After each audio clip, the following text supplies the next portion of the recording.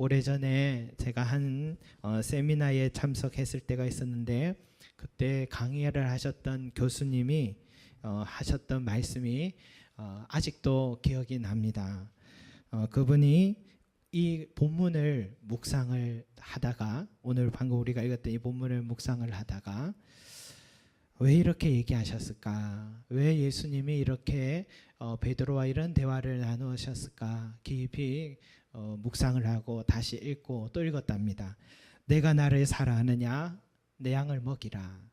내가 나를 사랑하느냐? 내 양을 치라. 내가 나를 사랑하느냐? 내 양을 먹이라 하고 계속 반복되는 이 문구를 또 읽다 보니까 주님께서 깨달음을 하나 주셨답니다. 눈에 들어오는 단어가 바로 사랑, 양, 사랑, 양, 사랑, 양, 이것이었습니다. 주님을 사랑하지 않고는 절대로 양을 돌볼 수가 없는 것이구나, 그걸 깨달은 것입니다. 내게 이 맡겨진 양은요, 내 양이 아니고 또 다 큰 양도 아니고 주님의 양이고 또 어린 양이다라는 사실이죠. 그래서 내 힘으로는 사랑할 수가 없습니다. 주님이 주시는 힘으로만 사랑할 수 있는 존재다라는 것을 그 교수님이 깨달았다라고 얘기를 하셨습니다. 여러분들도 공감이 됩니까? 여러분, 주님을 사랑하지 않고는요, 맡겨진 양들을 돌볼 수가 없다는 사실은, 이거는 엄연한 진리인데 사실은 가끔 우리는 잊고 지내는 일이기도 합니다. 어리석게도 주님 사랑하지 않고도 내 힘으로 또 내가 먼저 사랑하려고 하다가 실패를 경험하는 일들이 참 많다라는 것입니다, 여러분. 여러분, 모든 양들은 이 교회라는 울타리 안에서 또 아름답게 자라게 되는데, 말씀 먹고 기도와 또 교제 속에서 자라나는데요. 그래서 저와 여러분들이 주님의 어린 양으로서 주님이 세우신 교회에서 우리는 지금 자라나고 있지 않습니까? 나는 이 교회에서 주님이 주시는 양식을 먹으면서 주님이 인도하시는 걸음을 깨달으면서 그분의 보호하심 또 은혜 안에서 우리가 자라가고 있는데요. 그런데 또 아이러니하게도 이 교회는요, 우리 자신이기도 합니다. 우리가 어린 양이기도 하면서도 우리 자신이 또 교회이기도 하다라는 것입니다. 어린 양이 우리가 교회다라는 사실, 우리 한 사람 한 사람이 모였을 때 교회가 되는 것입니다. 그리고 우리 한 사람 한 사람이 모였을 때에, 교회가 되었을 때에, 또 다른 주님의 어린 양을 맡길 때에 그 어린 양을 먹이고 칠 수 있다라는 것입니다. 여러분, 베드로가 오늘 이 말씀을 들었던 것은 그는 이제 목회자가 될 사람이기 때문에 이런 사명을 주셨다라고, 내 어린 양을 먹여라, 내 어린 양을 치라라니 사명을 주셨다고 생각하면 그것은 가톨릭적인 사고입니다. 가톨릭은 사제들만이, 목회자들만이 하나님의 말씀을 받았다는 생각 때문에 교황이 베드로의 후예다라고 말하잖아요. 또 사제들만이 죄사함의 권세를 받았다라고 생각해서 신자들은 사제들에게 가서 고해성사를 하지 않습니까? 그러니까 주님의 어린 양을 먹이고 치는 사명을 교황과 사제들만의 이 전유물로 생각하는 것입니다. 그러나 우리 개신교는 그렇지 않습니다. 설교자로서 목회자의 특별한 은사를 주신 것은 맞지만 모든 그리스도인들이 다 제자요, 복음 전파는 사도성을 이어받았다라는 것을 우리는 믿고 있습니다. 그래서 우리 모두는요, 주님의 어린 양이기도 하면서도 주님의 이름을 전파하는 제자이고, 또 주님의 어린 양을 만날 때마다 먹이고 돌보는 사명도 동시에 부여받았다라는 사실입니다. 그래서 예수님이 베드로에게 내 양을 먹이라, 내 양을 치라라고 하신 것은 베드로에게만 한 것이 아니라 저와 여러분들, 우리 교회에 주신 사명임을 잊지 마시기 바랍니다. 그런데 여러분, 주님의 양을 또 맡기긴 하셨는데 그 양이 얼마나 다양합니까? 내 자신을 보면 내 자신이 얼마나 보통이 아니다라는 사실을 깨닫지 않습니까? 내가 참 어린 양이구나, 그걸 깨닫는데요. 나는 아닌데, 난 괜찮은 사람인데 하면 그런 사람일수록 다른 사람이 보기에 더 어린 양일 수 있습니다. 정말 그럴 수 있습니다. 예. 예전에 어른 목사님이 그런 말씀하시더라고요. 사람은 사랑할 대상이지 믿을 대상이 아니다, 그런 얘기를 하시더라고요. 저는 그때 초년생 전도사였기 때문에 저게 무슨 말씀이, 저런 말씀이 있을까 이해가 되지 않더라고요. 믿지를 못하는데 어떻게 사랑하라는 걸까? 서로에 대한 신뢰 없이 어떻게 사랑할 수 있을까?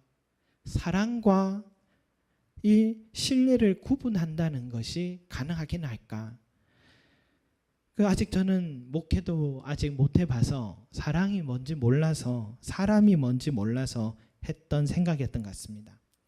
그 목회자분이 얼마나 많은 사람들에게 또 실망도 했고 마음이 아팠으면 저런 말씀하셨을까? 지금 이제 조금씩 이해가 되는 거죠.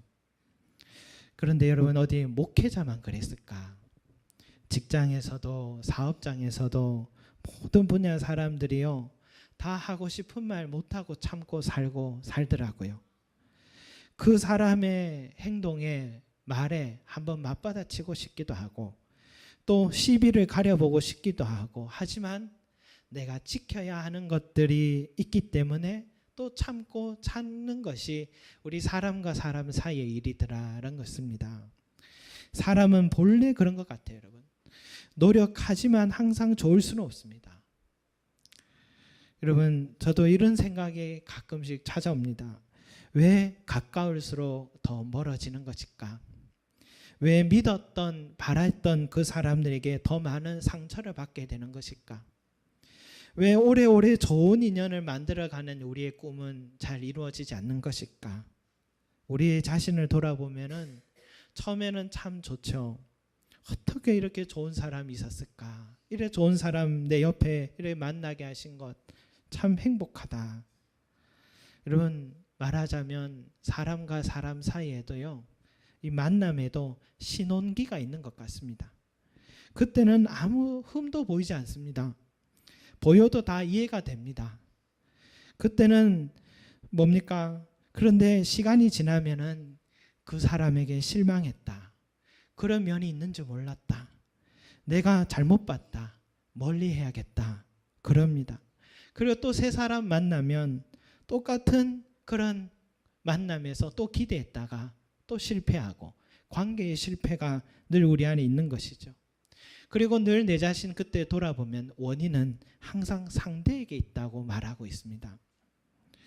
실은 여러분, 그 사람이 변한 게 아닌 겁니다. 그 사람은 처음부터 본래 그런 약점을 갖고 있었던 것인데 이제야 내 눈에 콩깍지가 벗겨지는 것이죠. 그때는 내가 보고 싶은 대로 본 것뿐입니다. 그 사람은 처음부터 바뀐 게 없는 것인데 말이죠. 그러다 관계 속에서 권태를 맞게 되고 충동적인 또 은행으로 인해서 멀어지거나 좀 더 신사적으로 관계를 끝내겠다며 떠나기도 하고, 그러나 충동적이거나 신사적이거나 관계에 금이 간 것은 똑같은 것입니다. 여전히 내 안에 숙제를 남겨두고 살아가는 것이죠. 그렇게 세워지고 무너진 친구 관계들이 많고, 그렇게 세워지고 무너진 가정들도 많고, 그렇게 세워지고 무너진 교회들도 참 많습니다. 왜 이런 악순환이 우리 삶과 신앙생활에도 끊이지 않는 것일까? 여러분, 우리가 잊고 있는 두 가지 사실이 있기 때문입니다. 하나는요, 우리는 모두 다 양인데 어린 양이라는 사실입니다. 우리는 다 양이긴 한데 어린 양이라는 사실입니다. 앞에서 설교하는 저도 어린 양입니다. 우리 서로가 다 어린 양이라는 것입니다. 세월이 흘러서 인생에 많은 경험이 쌓이면 이제 좀 더 나아질 것 같은데도, 그런데도 그 본래 성품에 있어서는 변하지 않습니다. 최근에 뉴스를 보니까 봉화의 70대 할아버지께서 엽총을 또 받아가지고 면사무소 가서 얼마나 억한 심정이 있었는지 사람을 향해서 쏜 것 같아요. 그 뉴스를 보니까 어떻게 그렇게 나이 많은 어른이 아무리 속상해도 그렇지 참는 법을 모를까. 뉴스에 나온 패널들이 그런 얘기를 하는 것을 들었습니다. 여러분, 나이 많다고 인생 경험 많다고 사람 변하는 게 아닙니다. 모든 사람은 어린 양이라는 사실입니다. 처음엔 좋아 보여도 조금만 지나면 어린 양임을 알 수 있습니다. 목사는 우리와 좀 다르겠지. 그래도 또 가까이 와보면 어린 양입니다. 인정하십니까? 네. 눈빛이 인정하시는 것 같습니다. 저도 인정하고 있습니다. 사실이죠. 여러분, 아멘까지 나왔습니다. 동의 제청하시 바랍니다. 여러분, 실제 예수님도요, 오늘 이 바닷가에 찾아오셨을 때에 처음에 뭐라고 부르셨습니까? 얘들아, 너에게 고기가 있느냐? 그렇게 불렀어요. 여러분, 얘들아라고 부른 건 무슨 뜻입니까? 어린애들아라는 겁니다. 제가 성경을 찾아봤습니다. 성경을 보니까 어떤 데는 영맨, 뭐 젊은이들아라고 할 수도 있는지 모르겠는데 헬라어 원문을 보니까 파이디아라고 적혀 있습니다. 파이디아는 영어로 children입니다. children. 어린 아이들아라는 겁니다. 여러분, 성경 전체 어디를 봐도요, 신약성경 어디를 봐도 예수님이 제자들에게 얘들아, 파이디아라고 부른 적이 없습니다. 이곳에만 그렇게 적혀 있는 것입니다. 그것은요, 예수님이 자기의 제자들이 오늘도 지금 갈릴리 바닷가에서 저러고 있는 모습 보니까 어린애들아 라는 생각이 난 겁니다. 왜냐하면 너무 어린애들 같은 행동만 하거든요. 마지막 식사 시간 때도 서로 발을 안 씻기겠다면서 서로 눈에서 레이저 쏘고 있고, 또 뭡니까? 주님의 대제사장의 종들, 그 대제사장의 종들이 주님을 이렇게 또 잡으니까 그때 충동에 못 이겨서 칼을 빼들고 귀를 잘라버리기도 하고, 또 주님이 십자가를 이제 지고 나는 죽을 것이다 하니까 큰 소리로 주를 위해 함께 죽겠습니다. 제일 큰 소리 쳤던 그 사람이 제일 크게 주님을 모릅니다. 3번이나 부인하고 도망가 버렸습니다. 더군다나 부활하신 후에 2번이나 주님이 찾아오셔서 성령을 받아라, 죄사함의 권세도 주셨는데도 또다시 지금 고향으로 내려와서 고기잡이 하고 있는 이 제자들을 보니까 주님의 입장에서는 얼마나 답답하고 한심하게 보였는지 파이디아라고 부르는 겁니다. 얘들아, 어린애들아 라고 부르고 계신 것입니다. 여러분, 우리 모두는 어린아이와 같습니다. 내 어린 양을 먹이라라는 것은 우리에게 맡겨진 영혼들이요, 미성숙한 어린 아이와 같다라는 사실을 우리가 잊지 말고 인정하고 대하라는 뜻입니다. 가끔씩 여러분 점잖고 어른처럼 성숙한 모습을 보이면 그것은 놀라운 일입니다. 그때는 놀라시면 됩니다. 평소에는요, 대부분은 어린아이와 같이 행동하더라도 놀라지 마시고 본래 그런 것이다 생각하면 되는 겁니다. 우리가 자식을 키워보면 받는 것에는 익숙한데 달라고는 하는데 부모님께 뭐 하나 챙겨줄 줄은 모르고, 그죠? 감사할 줄 모르지 않습니까? 마찬가지라 생각합니다. 내가 형제가 또 자매에게 베풀고 또 나누고 할 때에 받으리라라는 기대를 우리가 기대하지 말라는 겁니다. 그저 주님께서 아시면 되지, 주님께서 갚아주시겠지 하고 그렇게 베푸는 것이 옳다라는 것입니다. 어린아이가 여러분 생각하고 말합니까? 우리도 교회 생활하다 보면 상대에게 상처되는 언행을 우리가 경험하게 되잖아요. 여러분, 우리 어린 자식들을 보면 말 실수하는데 그 아이의 말을 갖고 내 마음에 고쉽고 그럽니까? 아이고 저 철없어서 저렇지, 그래 생각하잖아요. 그게 당연한 일이라고 생각하면서 대하라는 것입니다. 내 어린 양을 맡긴다는 그 말인 거죠. 그러면 여러분, 우리는 어떻게 살아갈 수 있을까요? 나도 어린 양인데 어떻게 저 어린 양을 내보고 품으라고 하시는 것일까? 나도 누구를 의지하고 싶고 나도 기대고 싶은데 내가 어떻게 저 지금 다른 사람을 지금 품고 기대게 할 수 있을까? 여러분, 우리가 신앙생활을 할 때에 대부분 사람과 사람 사이 때문에 마음이 아파 상처가 돼서 교회를 떠나기도 하고 그런 일들이 있지 않습니까? 이런 거 보면 우리가 어떻게 해야 될지 잘 모르겠습니다. 바로 여기에서 우리가 잊어서는 안 될 두 번째 진리가 있습니다. 그것이 바로 내가 나를 사랑하느냐라는 말씀 안에 있는 겁니다. 주님을 먼저 사랑하라는 것입니다. 여러분, 사랑한다라는 것은 뭘까요? 그 사람의 입장에서 늘 생각하는 겁니다. 사랑하는 사람이 뭘 좋아할까? 그가 싫어하는 게 뭘까? 좋아하는 거 챙겨주려고 하고 싫어하는 건 피해주려고 하는, 그게 사랑이듯이 우리가 주님을 사랑한다라는 것은 주님의 입장에서 한번 생각해 보는 것입니다. 사람으로 인해 상처를 내가 받게 되면 우리도 주님을 생각하는 거죠.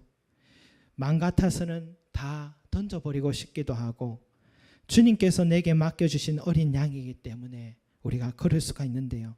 그럴 때는 우리가 주님을 생각합니다.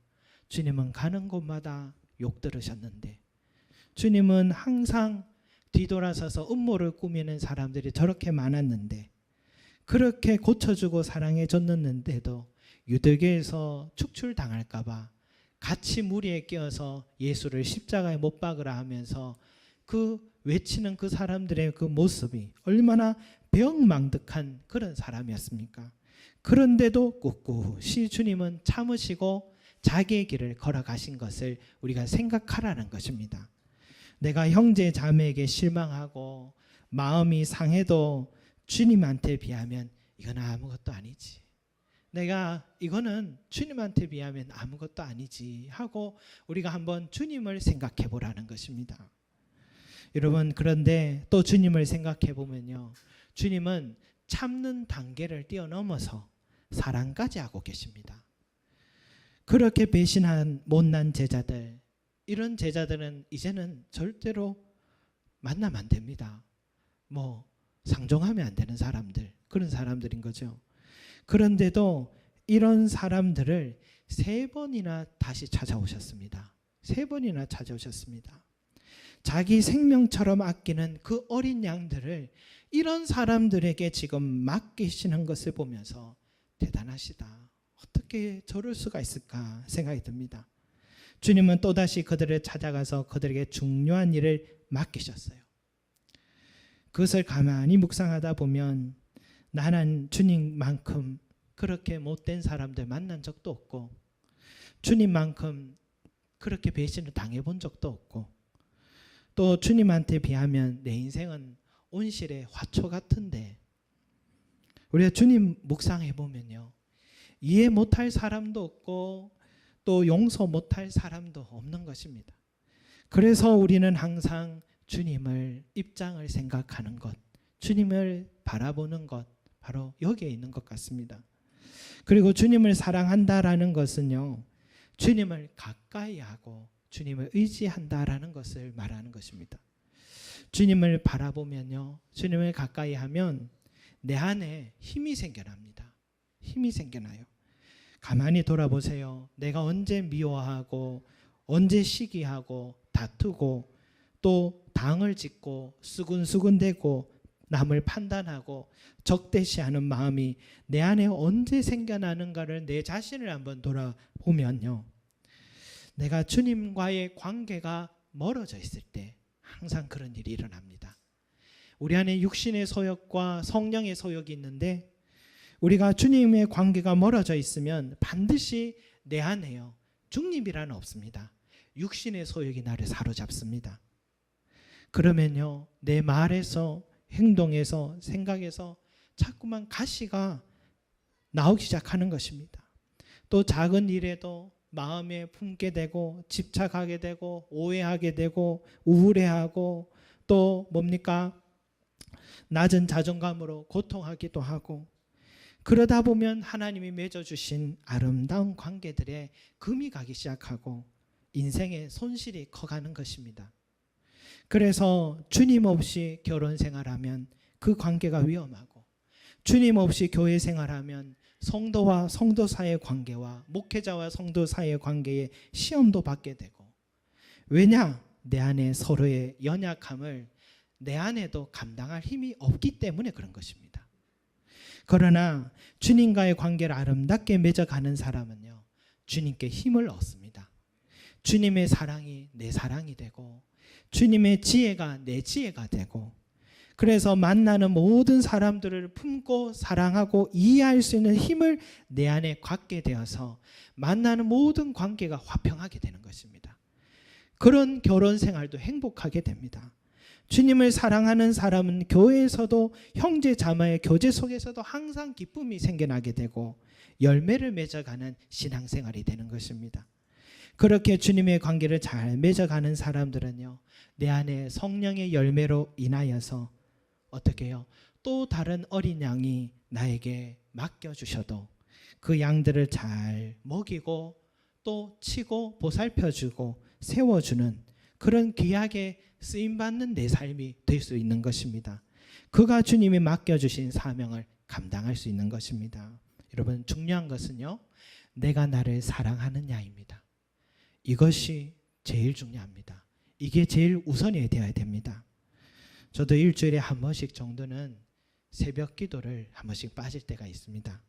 그런데요, 눈이 오나 비가 오나 빠지지 않고 교회에 불을 켜시는 다른 교회 권사님이 계신다고 늘 얘기 드렸잖아요. 그분은요, 제가 가만히 보니까 사람들의 관계에 별로 관심이 없어요. 별로 관심이 없고 오직 주님과의 관계를 제일 우선으로 여기고 그 관계를 최우선으로 여기고 살아가시더라고요. 그래서요, 그분이 다니시는 교회에서도 목회자에 대한 평가, 교회에 무슨 일이 일어나고 그런 재미있는 뉴스들이 있잖아요. 그런 뉴스들이 들려도요, 전혀 관심이 없습니다. 그러니까 신앙의 기복이 이분에게는 없는 것 같아요. 그래서 저도 목사하면서도 이분을 보면, 야, 이분의 이 묵직한 신앙을 본받고 싶다. 저도 그런 소식 들으면 귀가 쫑긋해지거든요.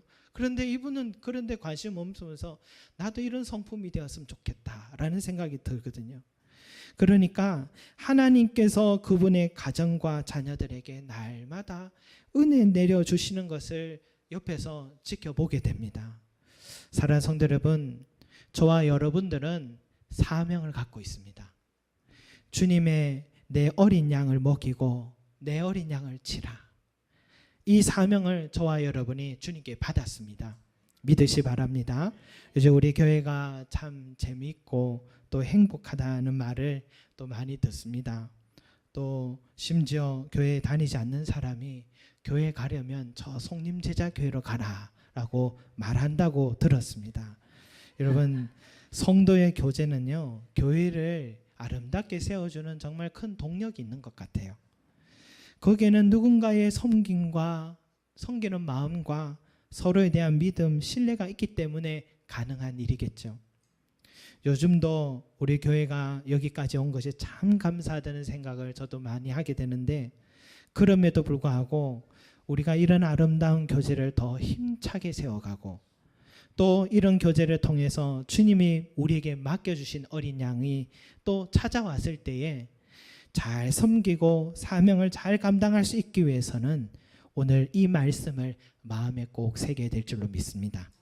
우리 서로가, 우리 자신이 먼저는 어린 양이라는 사실을 인정하고, 상대도 어린 양이고 나도 어린 양이라는 사실을 먼저 인정하고, 동시에 우리에게는 또 다른 주님의 어린 양을 먹이고 치라는 사명을 받았다는 사실, 그러기 위해서는 주님과의 관계를 더욱더 돈독하게 맺어가고 또 주님을 더욱 사랑하는 사람들이 되어야 될 줄로 믿습니다.